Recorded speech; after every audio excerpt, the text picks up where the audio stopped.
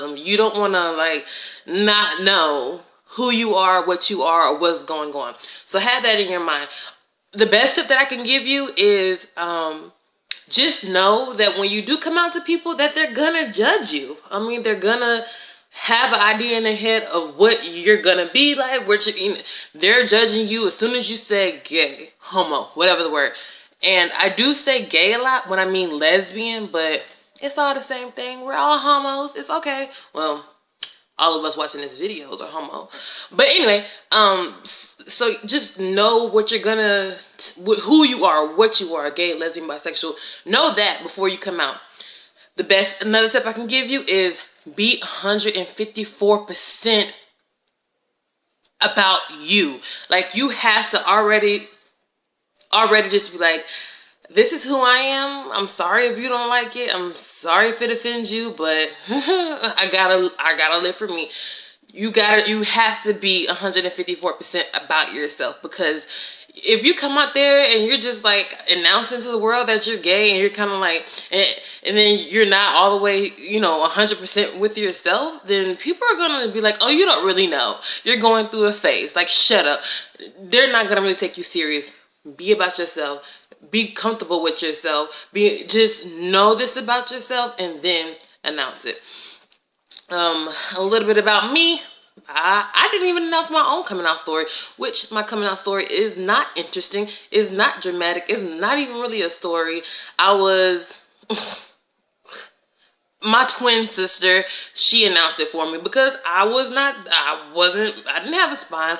I couldn't do it. My twin sister did it for me, which I'm thankful for, because sometimes you need someone else to rip that band-aid off or to pull that trigger for you. And that's what my twin sister did. And for two, I was very lucky to have a family who was completely understanding. And then I grew up and came out in a time where being gay wasn't really taboo. So it was kind of like, you're gay? Great. You know what I mean? Like, nobody really cared about it. But, I just had a really understanding family. And also, if you have a big family and you tell your immediate family, like your mom, dad, sisters, brothers who live in your house, be prepared for the news to travel. And don't take it so personal when news does travel, because that's really a good thing. Like, you don't want to just only tell your mom and dad and sisters who live in your house, and then months later you go to the family reunion, and then Aunt Barbara's over there like, oh, when are you going to bring a man home? Did she not get the memo?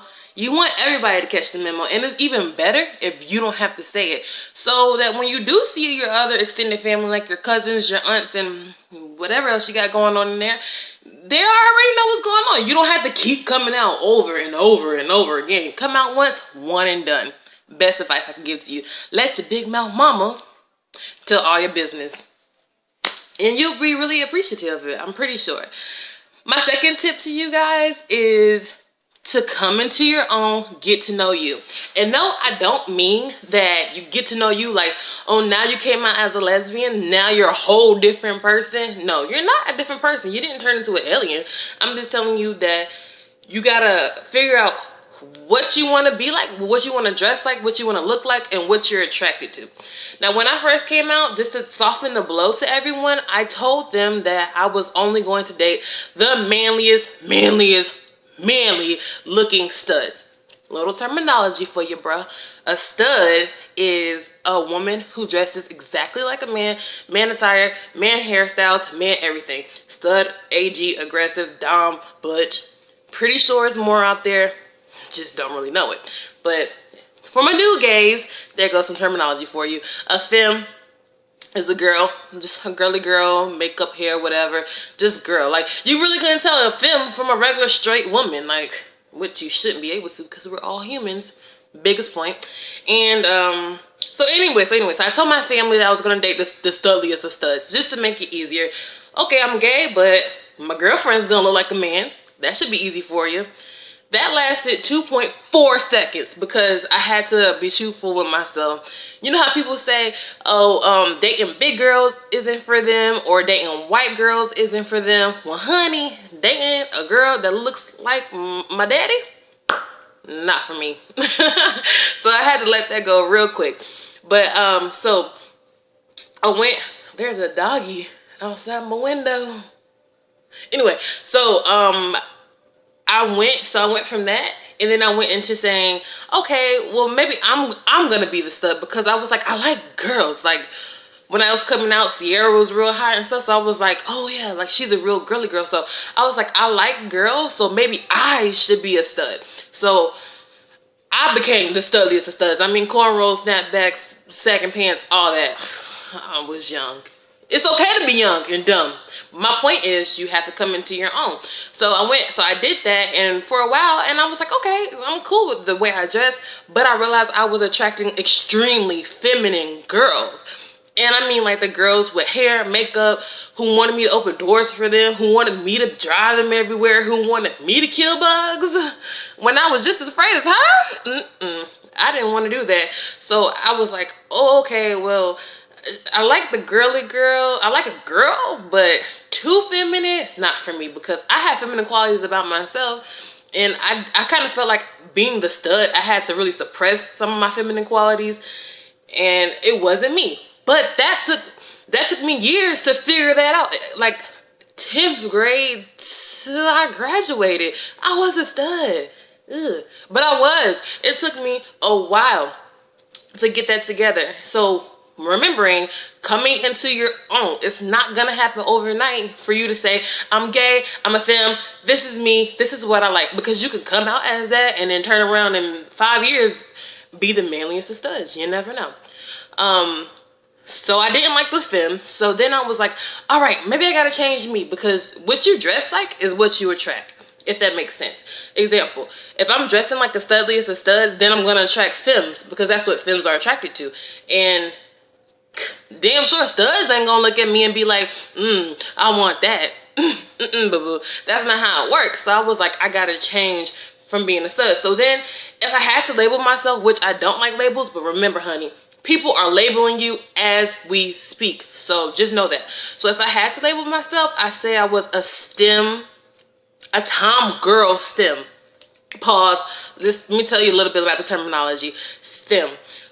A STEM is a stud and a femme. In between, okay? Stud and a femme. Tomgirl STEM is a girl who can wear girl clothes, but with a little manly swag to it. Like fitted, thermal fitted sweatpants, but really cute shoes. You know, little makeup, little jewelry. Tomgirl STEM. What I was. Tomboy STEM is a girl who wears boy clothes with a little feminine quality about it. With a little feminine quality about it. If you want to come out, look at Amber's Closet on YouTube. The best freaking thing that I can give you as a STEM, Amber from Amber's Closet. But that is a girl who wears boys' clothes with a little feminine quality about it. Still a little makeup, you know, still is, you know, she's feminine, but a little manly clothes. And then you have the STEM who's a half and half. And a half and half is where one day she's dressing in straight man clothes. Like, you go to the store on Saturday morning and she's dressed like a man, and like, dude, you look like a man. And then Saturday night when y'all go out, she got her titties to Jesus and the face beat for the guys. Like, you're just like, oh, you was a boy when we was in the grocery store, now you a girl. Like, half and halves, you really don't know what you're gonna get, but that's what they do. That's what they are. So that's a STEM. Reason. Okay, so I was a tomgirl STEM. I realized I was attracting, you know, femmes, not super feminine femmes, and I was attracting soft studs. That's what I wanted. That's where I lived. That's where I was comfortable, where I was able to be myself, be a little feminine, be aggressive, and still attract the girls who I thought were attractive. Excuse me.